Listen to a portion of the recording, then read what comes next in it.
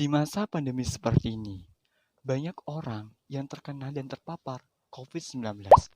Dari tahun 2019 sampai 2021, banyak korban jiwa yang terpapar. Salah satu penyebab terpapar virus COVID-19 yaitu adalah antibodi seseorang menurun.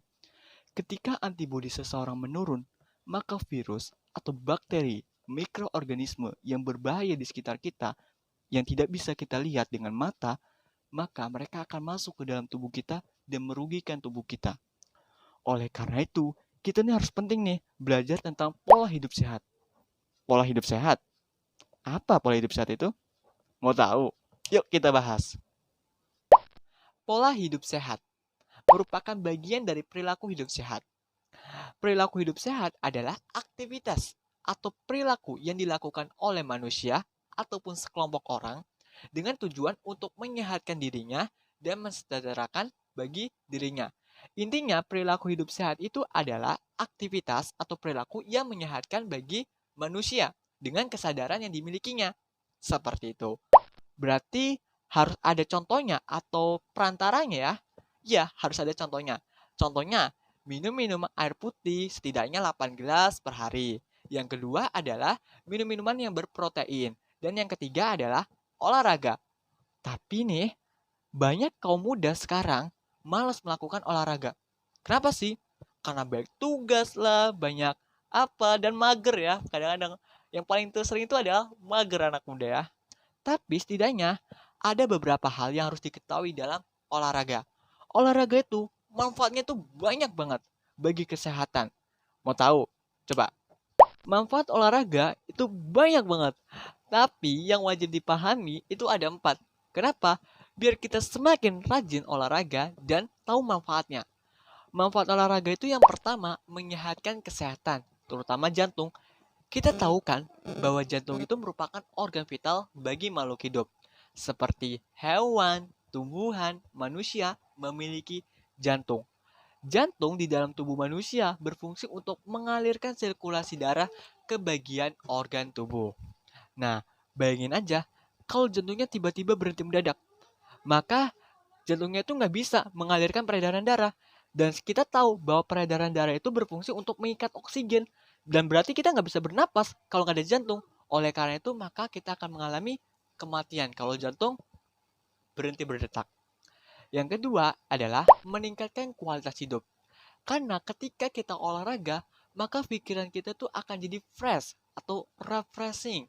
Karena melihat pemandangan alam yang luar biasa, sehingga meningkatkan psikologi seseorang itu baik. Nah, jadi akan meningkatkan kualitas hidup seseorang. Jadi seseorang dapat berpikir secara positif. Seperti itu. Ketiga, pengendalian diabetes. Kita kan tahu bahwa diabetes itu merupakan penyakit yang kronis dan serius, dapat menyebabkan kematian. Karena ketika kadar gula seseorang tinggi, maka akan berakibat fatal pada jantung juga, maka akan menyebabkan kematian.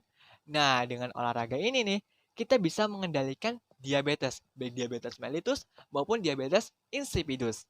Nah, yang keempat, olahraga itu bisa loh menurunkan tekanan darah tinggi. Nah, kok bisa? Karena ketika kita olahraga, kita kan refreshing, pikiran kita fresh, psikolog kita membaik. Jadi tekanan darah itu stabil dan normal dengan jantung. Seperti itu. By the way nih, ada nggak sih olahraga yang cocok di semua kalangan, baik anak-anak maupun usia lanjut? Tentu saja ada, yaitu adanya jogging. Kenapa sih jogging? Karena jogging itu banyak manfaatnya dan jogging itu tidak memerlukan banyak energi sehingga bisa atau cocok banget nih digunakan di semua kalangan. Seperti itu. Sebentar. Kalau kita ngomongin tentang jogging nih, pasti kan identik dengan jalan kaki. Tapi sama nggak sih jogging dengan jalan kaki? Beda ya. Jogging itu adalah lari kecil, sedangkan jalan kaki merupakan jalan biasa. Namun, walaupun seperti itu, manfaatnya itu tetap sama, yaitu ada 3M. Yang pertama adalah menyehatkan.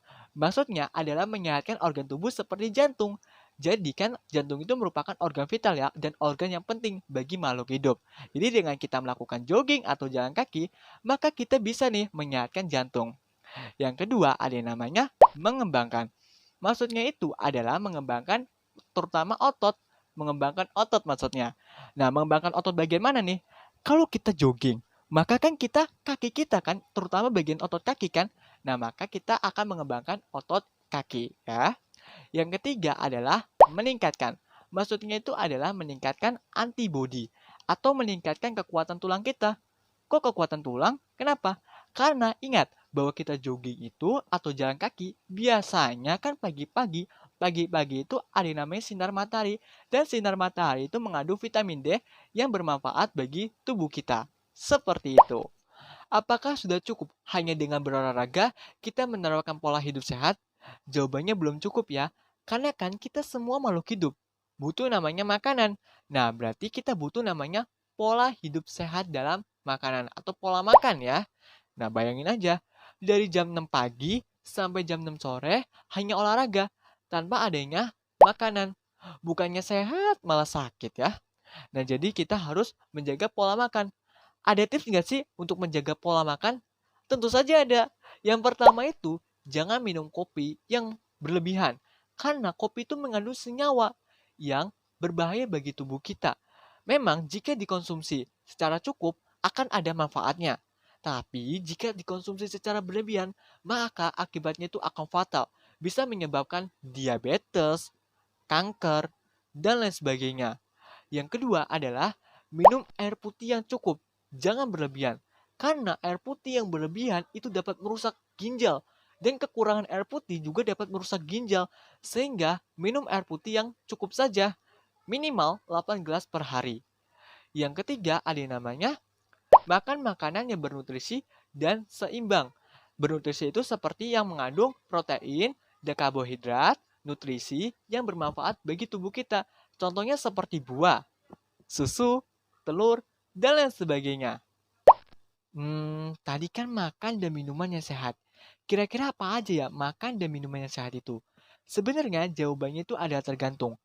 Makan dan minuman yang berlebihan akan memberikan dampak atau efek yang buruk bagi tubuh.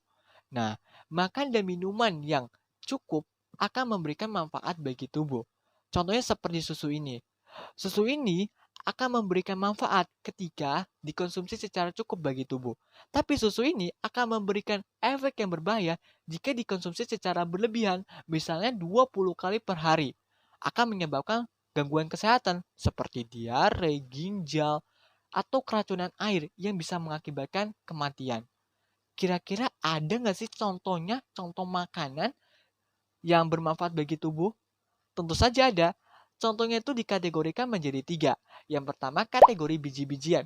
Kategori biji-bijian itu seperti kacang polong, kacang tanah, dan kacang panjang. Yang kedua kategori protein, yaitu makanan yang mengandung sumber protein seperti daging ayam, daging kambing, daging bebek, daging sapi, daging kerbau, dan lain sebagainya. Yang keempat kategori buah-buahan, yaitu seperti ada yang namanya anggur, apel, markisa, jeruk, leci, dan lain sebagainya. Oke, sekian dari saya Putra Pratama kelas 10 MIPA 1. Jika ada kesalahan ataupun kekurangan, saya mohon maaf yang sebesar-besarnya. Wassalamualaikum warahmatullahi wabarakatuh. Dadah.